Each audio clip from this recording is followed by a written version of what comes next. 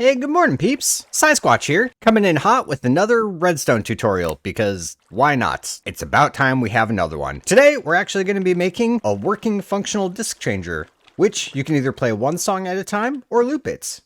All you have to do is just hit this note block, music starts playing, and you can either skip it. Sometimes you have to manually drop the disc in, other times it just does it for you. Or you can flip this lever, turn it to loop mode, and now we can just vibe continuously as long as we want. Oh wow, we are just having super bad luck with that. So let's get right on into it. Now to get this build going, here's the resources you're gonna need. Not a whole lot, just a couple items, handful of building blocks, handful of redstone dust, at least one music disc, and that's pretty much it. It's honestly a pretty simple build. Okay, and for step one, we need to put down a jukebox, and then behind that jukebox, we actually need to set up basically a dropper line, and this is what's going to feed the discs back into the jukebox to keep playing. Because now, after, I don't know, version 1.19.4, this is now supported in Java, finally.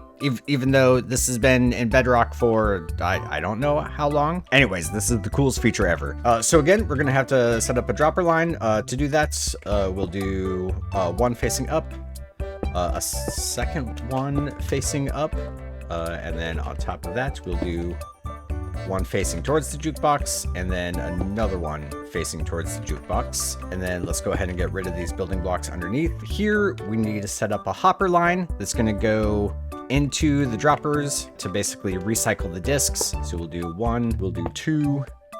We need to do one facing into that, and then just one more on the side. Now this one on the side, we're gonna wanna put a, whatever this is called, a rail. I don't know why I forgot that, but here we are. And then on top of that, we'll need to put a hopper minecart. And then while we're here, let's just go ahead. This is all for flare, but we'll put a redstone lamp right next to it. I'll show why I'm using that block later. But now this essentially allows us to recycle the discs, or when we're like manually skipping a song, the disc has a chance to pop out, and if it lands up here on top, it'll actually get picked up and find its way down into the droppers. And now for the fun part. The redstone logic. Now the first thing that we're going to have to do is we need to find a way to get the discs to move from this dropper up here to this dropper and then subsequently into the jukebox. Now to do that, all we need to do is just set up a comparator on this bottom dropper. That comparator feeds into a block. And then right up on top, we'll place another block. And then from here, we need to send the signal from this block back into the dropper to trigger it. To do that, we'll put down a repeater, and then we just need a couple redstone dust into that dropper. Now, at this state, what will happen is if a disc enters this dropper, this comparator will pick up the signal. It will send a signal into this block, which the repeater will then pick it up, and it'll send the signal back on over into the dropper to then make the disc go from here to here. Then we need to be able to get the disc from the second dropper up to the third one, which is what this block right here is for.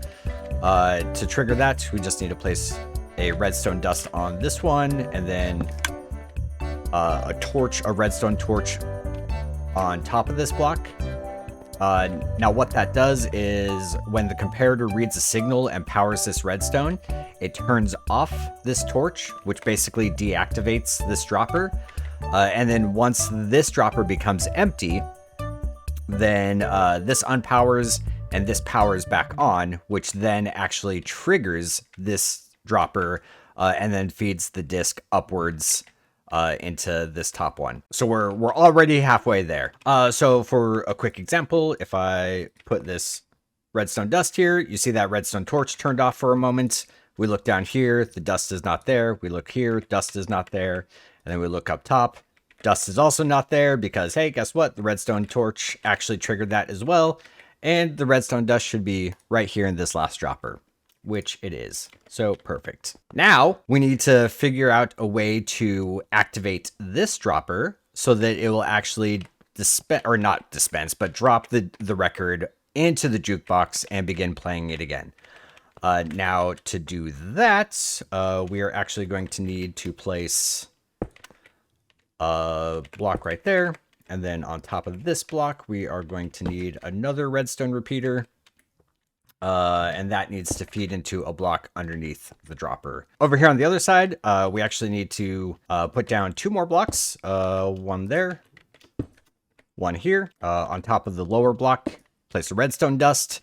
And then what this will do is when that's triggered, it actually causes this dropper and this dropper to activate, which then we need 2 note blocks just right on top of those building blocks. And now where's our disc at? Okay. With the disc right there, we actually, I mean, this is it, peeps. Oh, wait, hold on. I'm sorry, peeps. We're not actually done. This is the block that we use to activate everything. So we need to actually know when the player touches this block. So to do that, we'll place a observer right behind it, reading that block, and then we need an observer reading that. One more observer facing into that one. And then lastly, an observer that will send a signal down. Now what this does is when the player presses this, the observers pick up the feed, trigger this redstone dust right here, which will then trigger this dropper. So if anything is in this dropper, it'll get pushed forward into this dropper. And since that redstone dust feeds into this block, that block will also then activate this dropper, which will then pop the disc into the jukebox. And with that, peeps, we have a fully functional system. This thing is done and ready to go. Except for with the current setup, it'll actually just auto skip and continuously play. So if you actually want to set it up to only play 1 disc at a time, super simple fix. All we have to do is pull this block away. So to do that, we will set up a block here, sticky piston facing out of that. And then if we just add a lever here, then when we activate this lever, this block gets pulled away, which then prevents this dropper from getting activated. Now, all the player has to do is just hit this top note block, music begins playing, and then when the music ends, the disc gets picked up and fed back into the system. And that's it. Or the player can actually come by, skip the song themselves, and then that's it. That's it, peeps. That's the disc changer. It's so awesome. I'm so glad that this feature is finally in Java. We've needed it forever. I think it's going to add just great ambience around our builds. And I mean, let's just face it. The Minecraft music is the bomb. And with that, peeps, I've had a great day. I hope you all had a blast with the tutorial. I hope you have a great time with this in your world. And I will see y'all in the next episode. Laters!